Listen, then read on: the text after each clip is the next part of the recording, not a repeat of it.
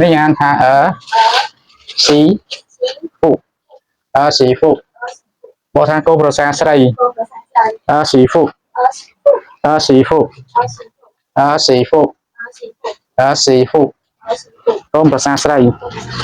នេះemមកលប់មើលជន់ដែរច្រឡំដែរជន់ដែរស៊ីហ្វូកូនប្រសាស្រីនេះអានថានេះស៊ីគាត់ថាកូនប្រសាប្រុសនេះស៊ីអាពេលនេះយើងចំណាំតែពេលហើយយើងឃើញថាហ្នឹងយើងបកថាស្រីតែមិនមែនស្រីទេក្នុងពេលនេះវាជាមួយនឹងពាក្យស៊ីហ្នឹងវាទៅជាកូនប្រសាប្រុសវិញចំណាំនេះស៊ីកូនប្រសាប្រុសនេះស៊ីកូនប្រសាប្រុសពេលកូនប្រសាស្រីឥឡូវនេះគឺស៊ីហ្វូនេះយើងថាស៊ុនជឺគាត់ថាចៅប្រុសស៊ុនជឺ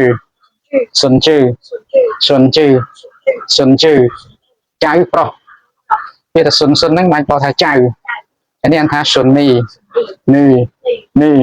អាមកស្រួចនេះណាវាមិនយើងនិយាយតែជំនីតែមកស្រួចមិននេះធម្មតានេះស៊ុននេះគាត់ថាចៅស្រីឃើញពាក្យនេះយើងបកថាស្រីតែនៅពេលឥឡូវនេះមិនបកថាស្រីទេគឺបកថាប្រុសវិញអញ្ចឹងយើងបកជាប់ជាមួយនឹងពាក្យសិទៅជាកូនប្រសាប្រុសចាអញ្ចឹងចំណាំមកពាក្យហ្នឹងវាបកអញ្ចឹងតែយើងឃើញយកច្រឡំថាកូនប្រសាស្រីខុសហើយមិនមែនទេអាហ្នឹងគឺទៅជាកូនប្រសាប្រុសវិញនេះហ្នឹងតែក្រោយនេះវាមានពាក្យស៊ុននេះបកថាចៅស្រីនេះស៊ុនជឺបកថាចៅប្រុស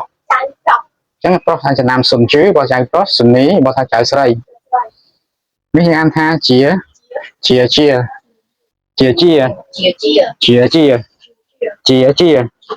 សម្លេងទី3ហ្នឹងយើងអាននេះវែងមកជាឃើញអត់ជា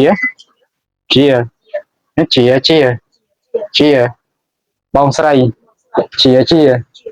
ចាសម្លេងទី3នៅក្បែរគ្នាអញ្ចឹងយើងអានអាមុខទៅជាសម្លេងទី2អាក្រោយនេះនៅសម្លេងទី3ដដែលអញ្ចឹងយើងអានថាជាបើថាបងស្រីតែពេលនេះយើងអានថាកើយើងមកថាបងប្រុសកើបងប្រុសនេះចំណាំដូចគេអាននិយាយថាកើហ្នឹងយើងបកថាបងប្រុសកើបងប្រុសជាបងស្រីស៊ុននេះចៅស្រីស៊ុនជឺចៅប្រុសនេះស៊ឺកូនប្រសាប្រុសស៊ីហ្វូកូនប្រសាស្រីអានេះ